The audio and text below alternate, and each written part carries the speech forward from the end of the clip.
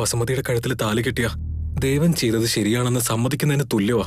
എന്നാലും സാരമില്ല, നീ തെറ്റ് ചെയ്തു എന്ന് സമ്മതിച്ച് താലി കെട്ടണമെന്ന് പറയാൻ കഴിയൂ. പിന്നെ എങ്ങനെയാ അവനെ ഈ ആപത്തിൽ നിന്ന് രക്ഷപ്പെടുത്തുക? അതിന് ഒരു വഴിയില്ലെന്നാണ്. എഴുതി ദേവേട്ടൻ എവിടെയാ? ഇന്നലെ രാത്രി തൊട്ട് ഒരിറ്റ് വെള്ളം പോലും കുടിച്ചിട്ടില്ല. മോളിലുണ്ടോ? ഞാൻ പോയി നോക്കാം. വൈദേഹി, ഒരു നേരം അവനൊന്നും കഴിച്ചില്ല എന്ന് കരുതി നീ ഇത്രയേറെ വിഷമിക്കുന്നുണ്ടല്ലോ. ഇന്ന് അവന്റെ ജീവിതം തന്നെ ഒരു ചോദ്യചിഹ്നമായി മാറിയിരിക്കല്ലേ മോളെ. ഇനി എന്റെ മോൻ ദേവന്റെ ഭാവി ജീവിതം നിന്റെ കൈകളിലാണ് മോളെ. ഞങ്ങൾ ആരും എന്തു പറഞ്ഞാലും ദേവൻ തീരുമാനം മാറ്റില്ല. നിനക്കല്ലാതെ മറ്റാർക്കും അവന്റെ ജീവിതത്തിൽ സ്ഥാനം ഉണ്ടാവില്ല. അങ്ങനൊരവസ്ഥ വന്നു കഴിഞ്ഞാൽ ജീവിച്ചിരിക്കാൻ പോലെ ഒരു പക്ഷെ അവൻ കൂട്ടാക്കില്ല. പക്ഷെ അവനില്ലാതായ നമ്മള് പിന്നെ എന്തിനാ ജീവിച്ചിരിക്കുന്നത്? ഇന്ന് അവനെ സംബന്ധിച്ചിടത്തോളം അവന്റെ തീരുമാനങ്ങളെ സ്വാധീനിക്കാൻ നിനക്ക് മാത്രമേ കഴിയൂ. എന്റെ കുഞ്ഞിനെ എനിക്ക് നഷ്ടപ്പെടാതെയും നിന്റെ ഭർത്താവിനെ നിനക്ക് നഷ്ടപ്പെടാതെ ഇരിക്കണമെങ്കിൽ നിനക്ക് മാത്രം വൈദേഹി ദേവന്റെ തീരുമാനത്തിന് മാറ്റം ഉണ്ടാക്കാൻ കഴിയും.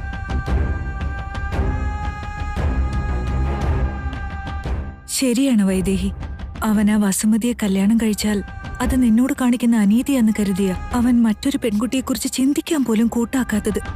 അതുകൊണ്ട് മാത്രം അവൻ സ്വന്തം ജീവൻ കളയാൻ പോലും തയ്യാറാവുന്നത്. അങ്ങനെ വന്നാൽ നമുക്കത് സഹിക്കാൻ പറ്റുമോ?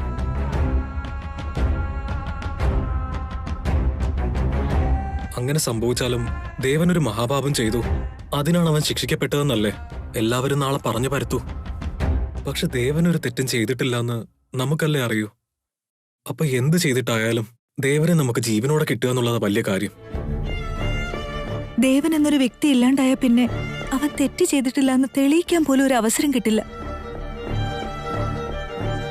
ഞാൻ പറഞ്ഞത് നിനക്ക് മനസ്സിലായോ മോളെ? ദേവനെ കൊണ്ട് സമ്മതിപ്പിക്കും. അവന്റെ തീരുമാനം മാറ്റാൻ പറയും മോളെ. ദേവേട്ടനോടുള്ള സ്നേഹം നിങ്ങളെ കൊണ്ടൊക്കെ ഇങ്ങനെ സംസാരിപ്പിക്കുന്നത്. സ്വന്തം ഭർത്താവിനെ രക്ഷിക്കാൻ ശ്രമിക്കുന്ന ഭാര്യയെ പറഞ്ഞു പഠിപ്പിക്കേണ്ട കാര്യമില്ല അമ്മേ. എന്റെ ദേവേട്ടൻ ഒരു തെറ്റും ചെയ്തിട്ടില്ല. ഇടയ്ക്ക് എന്തോ സംഭവിച്ചിട്ടുണ്ട്. അതെന്താണെന്ന് ഞാൻ കണ്ടെത്തും. ഇനി വേണമെങ്കിൽ എന്റെ ജീവൻ പണയം വെച്ചിട്ടായാലും എന്റെ ദേവേട്ടന്റെ ജീവൻ ഞാൻ എങ്ങനെയെങ്കിലും രക്ഷിക്കും. ദേവേട്ടൻ ഇല്ലെങ്കിൽ പിന്നെ ഞാൻ ജീവിച്ചിരുന്നിട്ട് എന്ത് കാര്യം അമ്മേ? ദേവേട്ടൻ എവിടെ? വിശപ്പ് സഹിക്കാത്ത ആളാണ് ദേവേട്ട.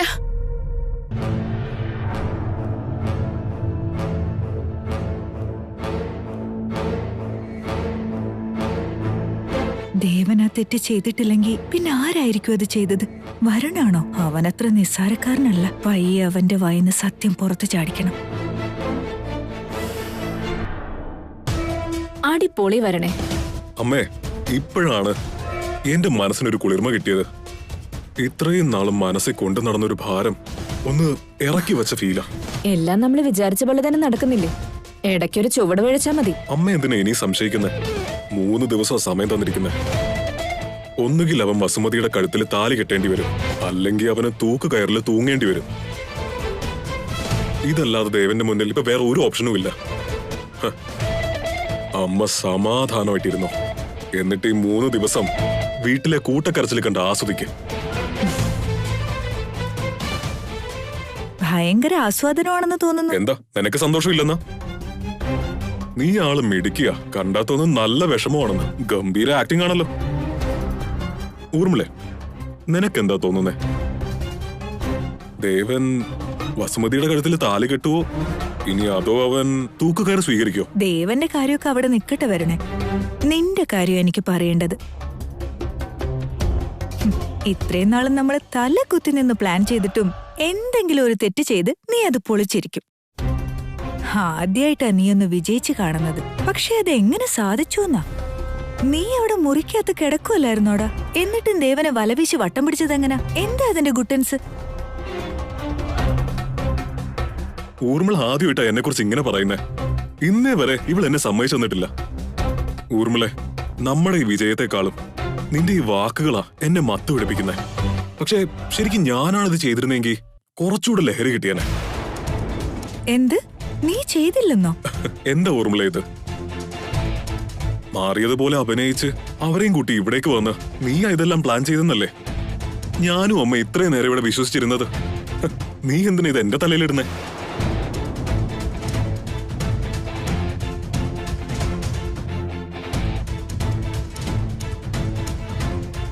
അപ്പൊ കാര്യങ്ങളൊന്നും ഊർമിള അറിയരുതെന്നോ വരുൺ ചിന്തിക്കുന്നേ? ഞാൻ എന്ത് ചെയ്തെന്നാ വരണേ? എന്ത് ഭ്രാന്തായി പറയുന്ന? ചെറിയമ്മ, എനിക്കൊന്നും മനസ്സിലാവുന്നില്ല കേട്ടോ. അപ്പൊ ഇത് വരുണിന്റെ പ്ലാൻ അല്ലായിരുന്നോ? അവൻ എങ്ങനെ ചെയ്യാൻ ഊർമിളെ? നമ്മള് കൃത്യമായിട്ട് പറഞ്ഞു വിട്ടാലും അവൻ എവിടെയെങ്കിലും ഉഴപ്പിട്ടല്ലേ വരൂ. അങ്ങനെ ഒരുത്തനെ അവിടെ മുറിയിൽ പിടിച്ച് കെട്ടിയിട്ടിരിക്കുമ്പോ അവിടെ ഇരുന്നോണ്ട് ഇവിടെ എന്തെങ്കിലും ചെയ്യിക്കാൻ ഇവന് ബുദ്ധിയുണ്ടോ? കണ്ടോ കണ്ടോ, എന്റെ അമ്മയ്ക്ക് പോലും എന്നെ വിശ്വാസമില്ല. സാരമില്ല, എല്ലാരും അങ്ങനെയല്ലേ കരുതുള്ളൂ. എന്നാ നീ വിജയിച്ചല്ലോ, അത് മതി. ആര് ചെയ്താലെന്താ, നമ്മുടെ കാര്യം നടന്നാ മതിയല്ലോ. അതിരിക്കട്ടെ, നീ എന്തിനാ ഇപ്പൊ ഇങ്ങനെ സംസാരിക്കുന്ന ഊർമിള? എന്നുവച്ചാ ഇത് നീയല്ലേ ചെയ്തത്?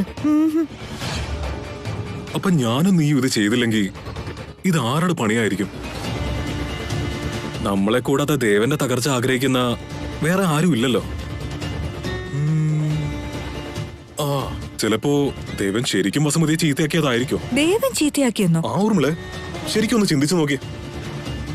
നീ ഒന്നും പ്ലാൻ ചെയ്തിട്ടില്ല, ഞാനും ഒന്നും പ്ലാൻ ചെയ്തിട്ടില്ല, എന്റെ അമ്മയൊന്നും ചെയ്തിട്ടില്ല. ആ പെണ്ണ് ചീത്തയാവുകയും ചെയ്തു. ദേവനാണെങ്കിൽ അവളുടെ തൊട്ടടുത്ത് കിടക്കുന്നുണ്ടായിരുന്നു. അതിനർത്ഥം അവനവളെ എന്തോ ചെയ്തു എന്നല്ലേ? കഷ്ടം. ദേവൻ ഇത്രയും നാളും നല്ലവനായിട്ട് അഭിനയിച്ച് നമ്മളെല്ലാരും വടിയാക്കായിരുന്നല്ലേ? എന്റെ അമ്മോ. ഏയ്, അങ്ങനൊന്നുമല്ല. ഇത് ദേവൻ ചെയ്തതാന്ന് എനിക്ക് വിശ്വസിക്കാൻ പറ്റുന്നില്ല. ദേവൻ അങ്ങനത്തെ വ്യക്തിയല്ല. ആർക്കറിയോ ഊർമിളെ, ഇതുവരെ പിടിക്കപ്പെട്ടിട്ടില്ല. പിടിക്കപ്പെടുന്നത് വരെ എല്ലാവരും നല്ലവരെ ഊർമിളെ. നിന്നെ പോലെ. എന്നെ പോലെയോ? എന്തിനാ നീ എന്നെ പറയുന്ന? അങ്ങനെയല്ലേ, മനസ്സിലൊന്ന് പുറത്തൊന്ന്. എന്തൊരു അഭിനയവാ. പിന്നെ അല്ല, അവിടെ അവരുടെയൊക്കെ മുന്നിൽ ചെന്ന് നല്ലവളെ പോലെ അഭിനയിക്കുന്നില്ലേ? ഇനി ദേവന് നിന്നെ പോലെ നല്ലവനായിട്ട് അഭിനയിക്കുകയാണെങ്കിലോ? ഇപ്പോഴായിരിക്കും പിടിക്കപ്പെട്ടത്. ആ, അത് പോട്ടെ. ആരെങ്ങനെയായാലും നമുക്കെന്താ, നമ്മൾ വിചാരിച്ചത് നടന്നില്ലേ? ഇത് നമുക്ക് ശരിക്കും ആഘോഷിക്കണം ഊർമിളെ. ആഘോഷങ്ങൾ അവിടെ നിൽക്കട്ടെ. മുഖത്തൊരു ചെറിയ പുഞ്ചിരി കണ്ടാലും നിന്നെ എല്ലാരും സംശയിക്കാം.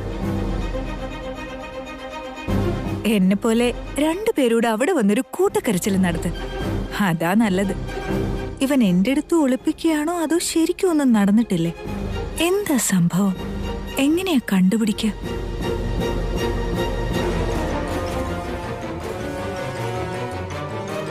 എന്താടാ ഊർമിളയോട് എന്താ നീയൊന്നും പറയാഞ്ഞേ? ഊർമിള നമ്മളെ കരിവേപ്പിലെ പോലെ യൂസ് ചെയ്യുക. പക്ഷേ നമ്മൾ അവളെ അങ്ങനെ യൂസ് ചെയ്യുന്നുള്ളത് പാവം അവൾ അറിഞ്ഞിട്ടില്ല. അല്ലമ്മേ, ഒരു കാര്യം നടത്താനാണ് നമുക്ക് മറ്റുള്ളവരുടെ സഹായം വേണ്ടി വരുന്നത്. അത് കഴിഞ്ഞാ പിന്നെ ആരോടും നമ്മളത് ഷെയർ ചെയ്യേണ്ട കാര്യമില്ല. സത്യം ലീക്കായി നമ്മൾ പിടിക്കപ്പെടാനേ അത് പ്രയോജനപ്പെടുകയുള്ളൂ.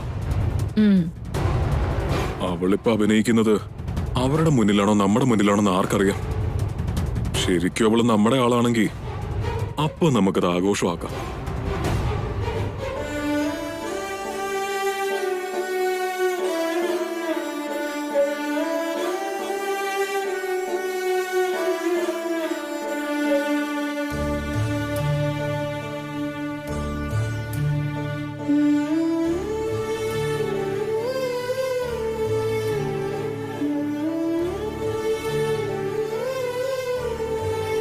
ദേവേട്ടാ, ഞാൻ എവിടേക്ക് തെരഞ്ഞു നടന്നെന്നറിയോ?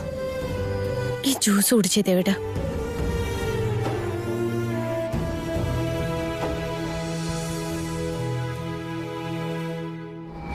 ഇനി എന്റെ മോൻ ദേവന്റെ ഭാവി ജീവിതം നിന്റെ കൈകളിലാണ് മോളെ. ദേവേട്ടാ, ഞാനൊന്ന് ചോദിച്ചാ അത് ചെയ്യോ? നീ എന്താ ചോദിക്കാൻ പോകുന്നതെന്ന് എനിക്കറിയാം വൈദേഹി. എന്താ? നിന്റെ മനസ്സും എന്റെ മനസ്സും ഒന്നാ. അപ്പൊ നിന്റെ ചിന്ത എന്താന്ന് എനിക്കറിയില്ലേ?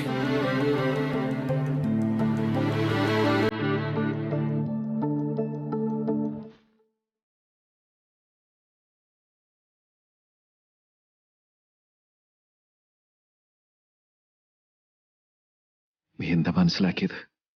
ഇതിന്റെ ഉള്ളിൽ നിനക്കല്ലാതെ മറ്റൊരാൾക്കൊരു സ്ഥാനം ചെറുതായിട്ടെങ്കിലും കൊടുക്കാൻ എനിക്ക് സാധിക്കുമെന്ന് തോന്നുന്നുണ്ടോ വൈദേഹി?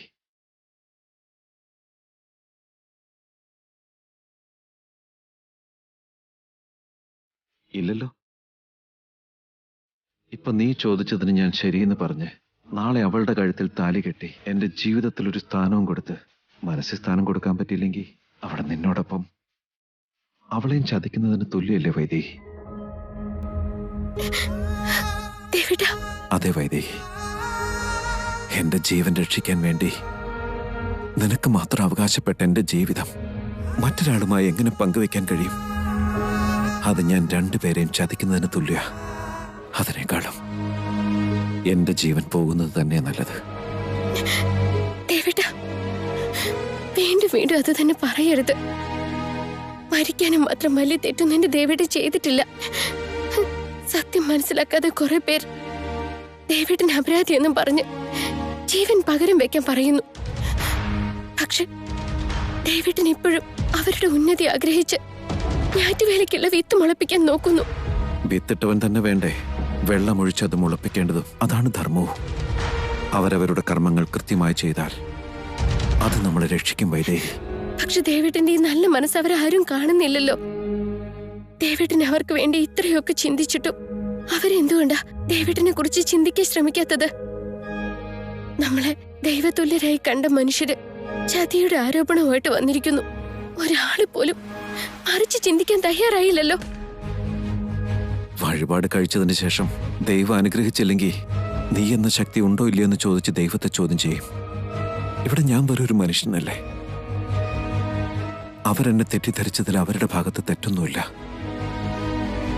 നമ്മൾ നമ്മുടെ കർമ്മം ചെയ്തുകൊണ്ടിരിക്കുക. ധർമ്മോ രക്ഷിതി രക്ഷിത. ധർമ്മത്തെ നമ്മൾ കാത്തു സൂക്ഷിച്ച ആ ധർമ്മം നമ്മളെ രക്ഷിക്കും വൈദേഹി. കഷ്ടകാലത്തിലും രാമൻ ധർമ്മം തെറ്റിച്ചില്ല. അതുകൊണ്ടാണ് അദ്ദേഹം ദൈവപുരുഷനായത്. അവരെന്നെ ഇവിടേക്ക് വിളിച്ചു വരുത്തിയ വിശ്വാസം, ഞാറ്റുവേല വിത്ത് മുളപ്പിക്കാൻ എന്നിൽ അർപ്പിച്ച വിശ്വാസം,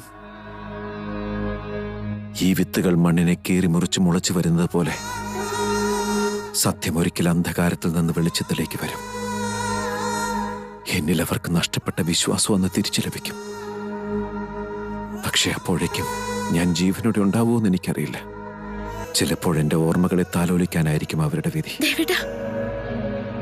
അങ്ങനെയൊന്നും പറയല്ലേ ദേവേട്ട. എനിക്കതിനെ കേൾക്കാൻ വയ്യ. എന്റെ ദേവേട്ടൻ നിരപരാധിയാണെന്നുള്ളത് തെളിയും. നമുക്കത് തെളിയിക്കണം ദേവേട്ട. ഞാനുണ്ടാവും ദേവേട്ടന്റെ കൂടെ.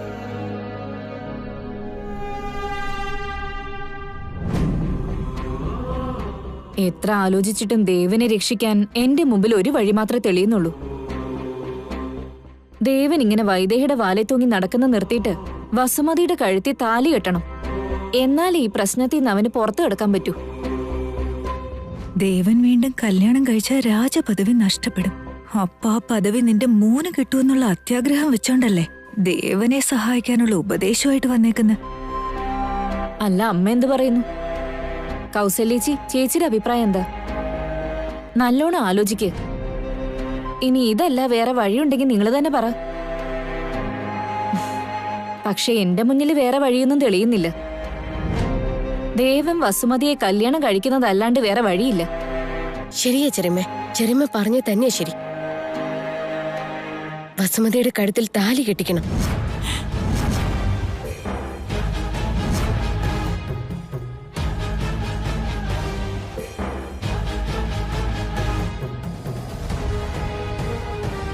വൈദേഹി, ദേവൻ അതിന് സമ്മതിച്ചു മോളെ?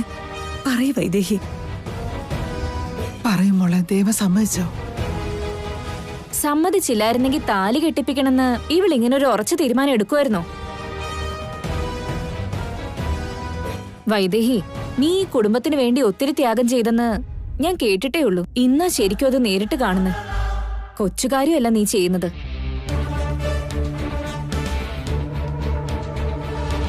ഇതെന്റെ കടമയാണ് ചെറിയമ്മ. എന്റെ ഭർത്താവിനെയും എന്റെ കുടുംബത്തെയും ഞാനല്ലേ ചെറിയമ്മ രക്ഷിക്കേണ്ടത്. അതുപോലെ ഈ കുടുംബത്തിൽ ഒരു കളങ്കം ഉണ്ടാവാനും ഞാൻ അനുവദിക്കില്ല. എന്റെ ദേവേട്ടന് നേരെ ഒരു വിരൽ ചൂണ്ടപ്പെടുമ്പോൾ മറ്റു 4 വിരലുകൾ അവരുടെ നേർക്കാണ് ചൂണ്ടപ്പെടുന്നതെന്ന് അവർക്ക് കാണിച്ചു കൊടുക്കാം. ദേവേട്ടൻ ചതിച്ചു എന്ന് പറഞ്ഞവരെ കൊണ്ട് ഞാൻ മാപ്പ് ചോദിപ്പിക്കും. ജീവിതം നശിപ്പിച്ചു എന്ന് പറഞ്ഞവര് തമ്പുരാനെ അങ്ങില്ലാണ്ടായ ഞങ്ങൾക്കൊരു ജീവിതം ഇല്ലാന്ന് പറഞ്ഞ് കരഞ്ഞു നിലവിളിക്കും.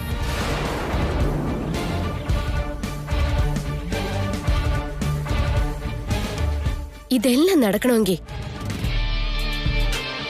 വസുമതിയുടെ കഴുത്തിൽ താലി കെട്ടിപ്പിക്കണം. അതെന്റെ ദേവേട്ടന്റെ ഒപ്പമല്ല, വസുമതിയെ നശിപ്പിച്ചവനെ കൊണ്ട് തന്നെ അവളുടെ കഴുത്തിൽ താലി കെട്ടിപ്പിക്കണം.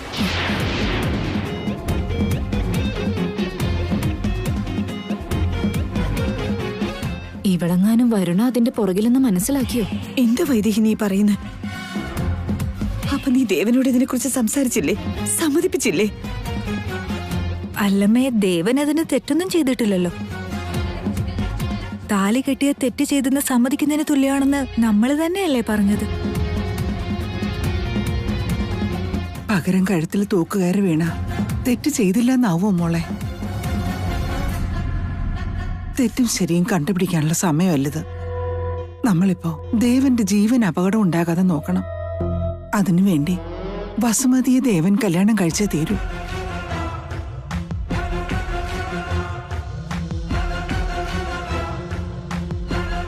ഇനിയിപ്പോ എന്റെ മോൻ തെറ്റ് ചെയ്തിട്ടില്ല, മറ്റാരെങ്കിലും ആണ് അത് ചെയ്തതെങ്കിൽ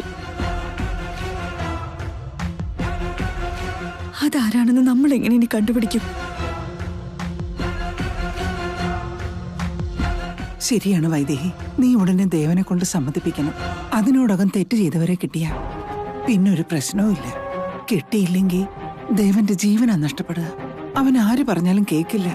ചിലപ്പോ അവൻ സ്വയം കയറി തൂങ്ങാനും സാധ്യതയുണ്ട്. ഇനിയൊരു പക്ഷേ അവിടുത്തെ ജനങ്ങളുടെ മനസ്സ് മാറിപ്പോകുമെന്നോ തീരുമാനത്തിൽ മാറ്റം ഉണ്ടാകൂ എന്നാണ് ചിന്തിക്കുന്നെങ്കിൽ അത് വെറുതെയാട്ടോ. നമ്മുടെ നേരെ നിന്ന് സംസാരിക്കാൻ പോലും പേടിക്കുന്നവരാ അവര്. അവരിന്ന് ദേവനെ എതിർക്കാൻ തയ്യാറായെങ്കിൽ അവരൊരിക്കലും മാറില്ല. ദേവൻ അവന്റെ തീരുമാനം തിരുത്തുകയേ നിവർത്തിയുള്ളൂ. നാളെ വൈകുന്നേരത്തോടെ അവര് തന്ന സമയം തീരുക. അതെനിക്കറിയാൻ ചെറിയമ്മേ. നാളെ വൈകുന്നേരം വരെ നമുക്ക് സമയമുണ്ടല്ലോ. അതിനോടകം എന്റെ ഭർത്താവ് നിരപരാധിയാണെന്ന് ഞാൻ തെളിയിക്കും. തെറ്റ് ചെയ്ത വ്യക്തി ആരാണെങ്കിലും അവനെ കണ്ടെത്തും. എന്ത് ധൈര്യത്തിലാ നീ ഇതൊക്കെ പറയുന്നത്? എന്റെ മോളെ നിന്റെ മനസ്സിൽ എന്റെ ദേവേട്ടൻ തന്നെയാണ് എന്റെ ധൈര്യം അമ്മേ. ധർമ്മം രക്ഷിക്കാൻ നമ്മൾ ശ്രമിച്ചാൽ ആ ധർമ്മം നമ്മളെയും രക്ഷിക്കുമെന്നാണ് പറയാറ്. മനസ്സ് കല്ലാക്കിക്കൊണ്ട് വസുമതിയെ കല്യാണം കഴിക്കണമെന്ന് ഞാൻ ദേവേട്ടനോട് പറഞ്ഞതാ. അതിന് ദേവേട്ടൻ എന്താ പറഞ്ഞതെന്നറിയോ? വസുമതിയോട് കാണിച്ചത് വലിയ ചതിയാണ്, പക്ഷെ അത് ഞാൻ ചെയ്യാത്തടത്തോളം എന്നെ കൊണ്ട് താലി കെട്ടിച്ച വസുമതിയെ വീണ്ടും ഒരു ചതിക്കുഴിയിലേക്ക് തള്ളിയിടുന്നത് പോലെയല്ലേ, അതൊരിക്കലും ശരിയല്ല എന്നാണ് ദേവേട്ടൻ പറഞ്ഞത്. അതിന് നീ തലയും കുലുക്കിങ്ങ് പോന്നോ? നിനക്ക് കാര്യത്തിന്റെ ഗൗരവം അറിയാനിട്ട് വസുമതിയുടെ കഴുത്തി താലി കിട്ടിയില്ലെങ്കിൽ എനിക്കറിയാം ചെറിയമ്മേ, നന്നായിട്ടറിയാം. ദേവേട്ടന് എന്തെങ്കിലും സംഭവിച്ച എന്നേക്കാൾ കൂടുതൽ വിഷമവും എന്നേക്കാൾ കൂടുതൽ നഷ്ടവും മറ്റാർക്കും ഉണ്ടാവില്ല.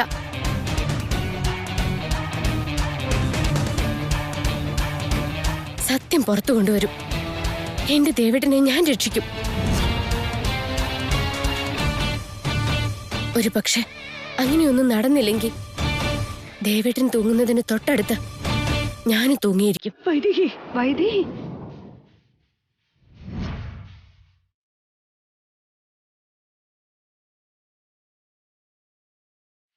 എന്തൊരു പിടിവാശിയാണ് ഇവള് കാണിക്കുന്നത്.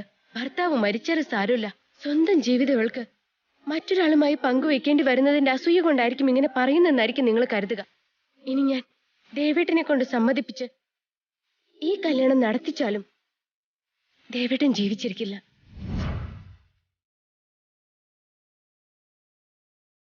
ദേവേട്ടനെ രക്ഷിക്കാൻ എന്റെ മുന്നിൽ ആകെയുള്ള ഒരു മാർഗം തെറ്റ് ചെയ്ത വ്യക്തിയെ കണ്ടെത്തുക എന്ന് മാത്രമാണ്. അതിനപ്പുറത്തേക്ക് മറ്റൊരു വഴിയുമില്ല.